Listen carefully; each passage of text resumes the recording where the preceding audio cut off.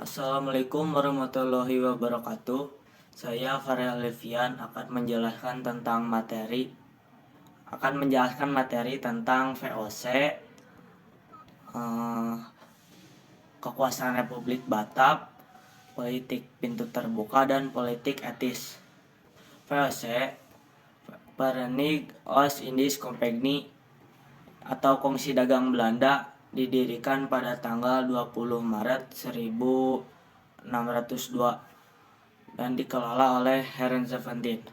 Tujuan utama didirikannya adalah untuk menghindari persaingan antar pedagang di Belanda dan Eropa dan juga untuk memonopoli perdagangan. VOC juga memiliki hak oktroy, yaitu hak untuk memonopoli perdagangan dan untuk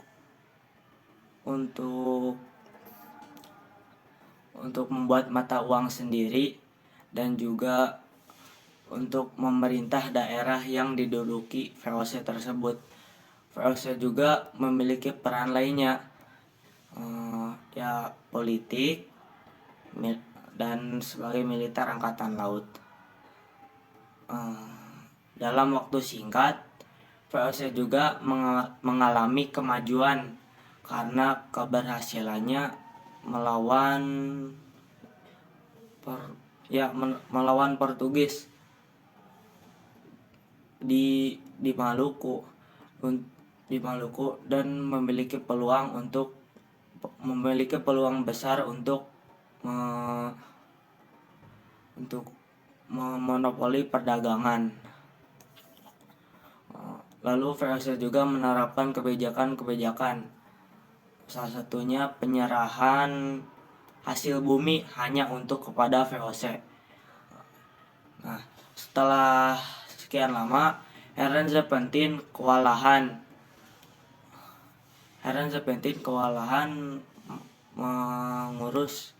mengelola VOC dan digantikan oleh Peter Booth dan melakukan beberapa hal, di antaranya membangun pos perdagangan di Maluku dan membeli tanah yang akan menjadi pusat kota Batavia. Selama masa perkembangan, VOC banyak mengalahkan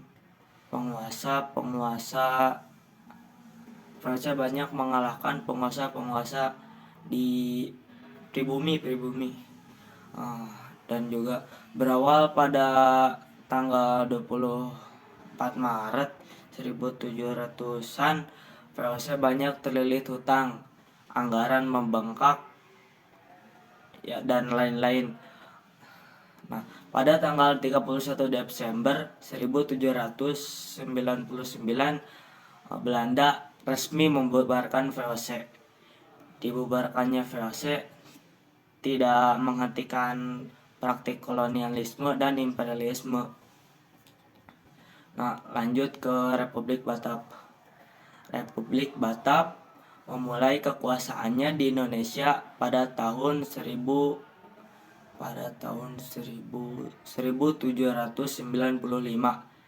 dipimpin Raja William dan membentuk pemerintahan baru. Lalu Louis Napoleon menunjuk Daendels untuk memimpin pemerintahan di Indonesia sebagai revolusioner.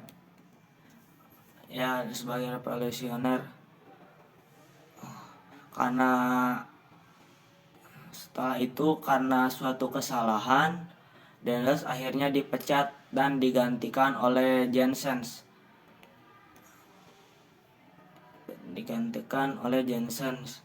Terus pada Agustus tahun 1800-an, Batavia dikuasai oleh Inggris. Lalu diadakan suatu perjanjian. Nama perjanjian itu adalah Perjanjian Tuntang, yang berisikan Pulau Jawa diserahkan kepada Inggris dan tentara Belanda menjadi tahanan Inggris. Dan juga kekuasaan di Batavia dipimpin oleh Raffles yang memiliki kebijakan politik, pemerintahan, sosial, dan ekonomi. Dan juga Raffles ini menerapkan sistem sewa tanah karena Raffles kurang baik dalam mengendalikan tanah tersebut, dan pada tahun berapa digantikan oleh John selang beberapa waktu setelah diserahkannya itu tersebut, Jawa diserahkan kepada Belanda dan Inggris kalah.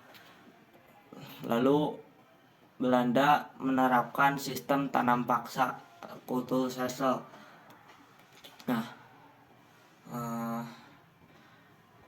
tanam paksa ini jelas melanggar hak asasi manusia, jelas menderita bagi rakyat pribumi, dan memberikan kekayaan bagi Belanda.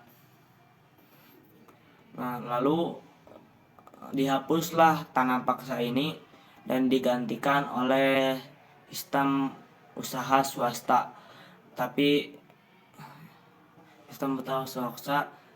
rakyat masih menderita. Nah, lanjut ke politik pintu terbuka.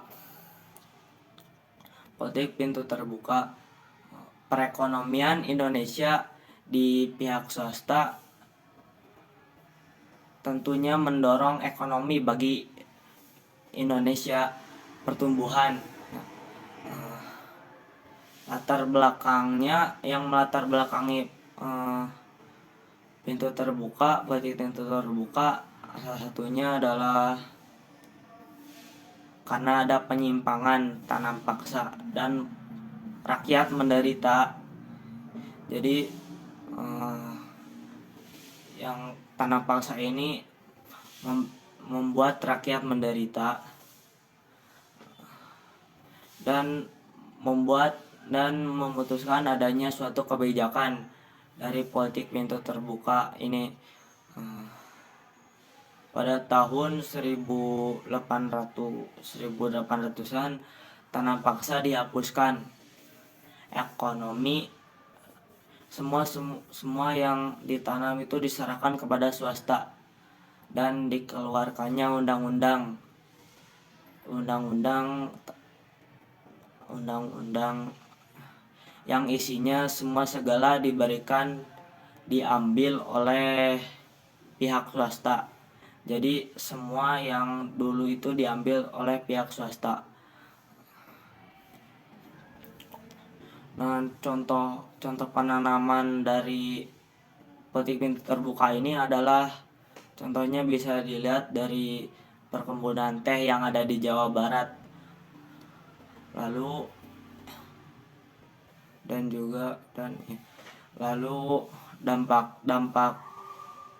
dampak politik pintu terbuka ini memberikan keuntungan bagi kaum swasta.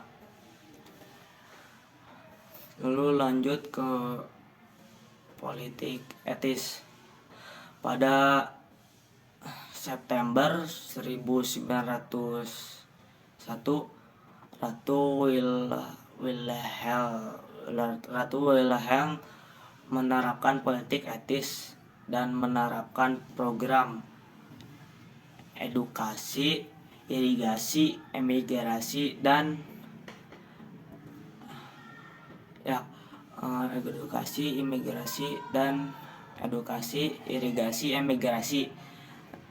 dalam program itu ada beberapa penyimpangan, dan dampaknya bagi politik etis adalah pembangunan sarana prasarana yang dilakukan dalam politik etis itu tentunya menunjang bagi pertanian bagi kaum pribumi dan memunculkan kaum terpelajar dan juga pemerataan penduduk. Jadi setelah adanya politik etis ini, kaum terpelajar juga banyak lah, dan juga penduduk pribumi itu semuanya rata.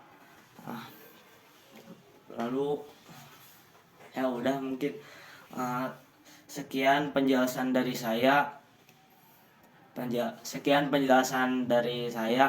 Farah Alfian, kurang lebihnya mohon maaf. Wassalamualaikum warahmatullahi wabarakatuh.